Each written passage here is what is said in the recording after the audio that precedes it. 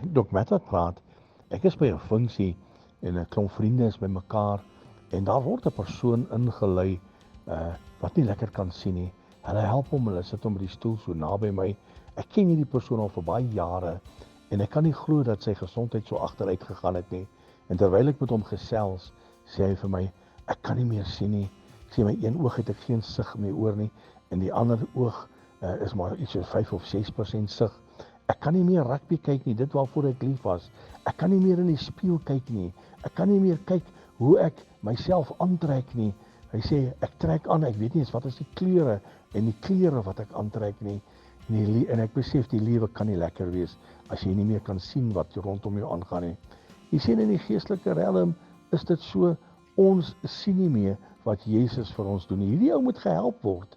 In alle omstandighede, alle opsigte moet hy gehelp word, maar hy kan nie sien wat vorentoe lê nie. Hy kan nie sien wat gebeur rondom hom nie. En die geestelike realm is, Jesus is elke dag daar. Hy het vir jou beplan, hy het die toekoms vir jou beplan. Hy het vir jou mooi goeders beplan, soos in Jesaja, voorspoed, nie teëspoed nie. Jesus is die God wat daar is om vir jou dinge mooi te maak. So sien bietjie raak dit wat Jesus vir jou beplan, dit wat hy vir jou in die toekoms is. Kyk bietjie weier, kyk bietjie verder. Moenie kla oor alles nie en sê, Jesus, U is die God wat dag vir dag daar is vir my. Ek sien hoe U my dag vir dag dra. Ek sien hoe U my dag vir dag beskerm. Ek sien hoe U my dag vir dag voed en kleer.